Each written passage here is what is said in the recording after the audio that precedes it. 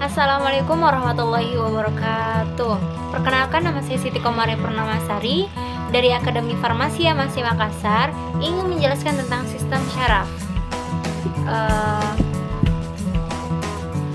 Saraf adalah suatu jaringan kompleks. Fungsi saraf yang pertama mendeteksi baik lingkungan internal maupun perubahan lingkungan eksternal tubuh. Kedua, konduksi informasi. Yang ketiga, integrasi informasi. Dan yang keempat, menanggapi rangsangan. Bagian sel saraf. Yang pertama, neuron. Unit terkecil penyusun sistem saraf adalah sel saraf atau biasa juga disebut dengan neuron. Sel saraf ini, neuron maksudnya, itu berfungsi untuk menghantarkan impuls rangsangan. Setiap satu sel saraf terdiri atas 3 bagian utama yang berupa badan sel saraf, dendrit, dan akson. Sel saraf neuron. Yang pertama, dendrit. Dendrit adalah serabut sel saraf pendek dan bercabang-cabang. Dendrit merupakan perluasan dari badan sel. Dendrit berfungsi untuk menerima dan menghantarkan rangsangan ke badan sel. Badan sel adalah bagian yang paling besar dari sel saraf. Badan sel berfungsi untuk menerima rangsangan dari dendrit dan meneruskannya ke akson.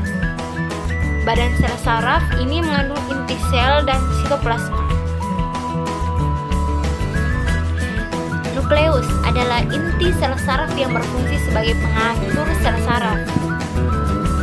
Neurit, akson adalah tonjolan sitoplasma yang panjang yang berfungsi untuk menjalankan impuls saraf, meninggalkan badan sel saraf ke neuron atau jaringan lainnya.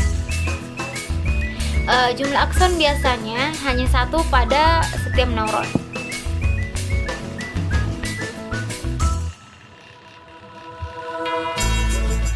Selubung mielin adalah sebuah selaput yang banyak mengandung lemak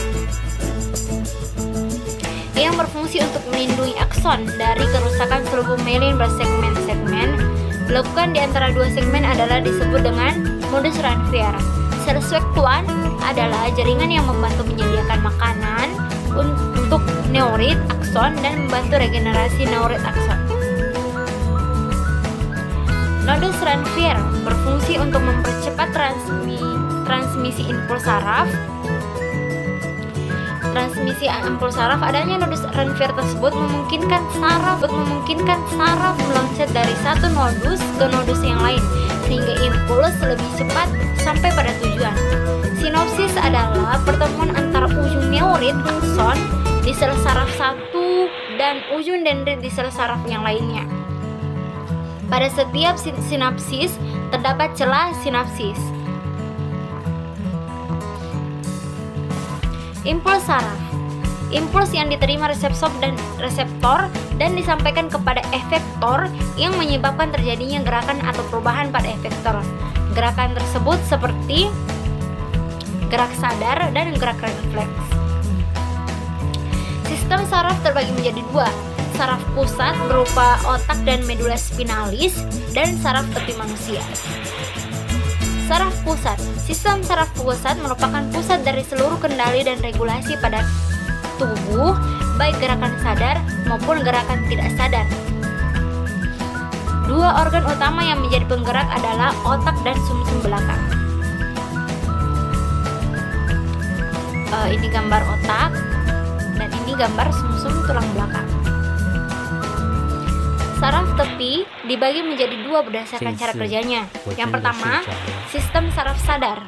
Yang kedua, sistem saraf tak sadar atau otonom. Adapun penyakit atau kelainan pada sistem saraf seperti stroke, tumor otak, dan ayan. Sekian dari saya. Apabila ada kesalahan kata, mohon dimaafkan. Terima kasih. Wassalamualaikum warahmatullahi wabarakatuh.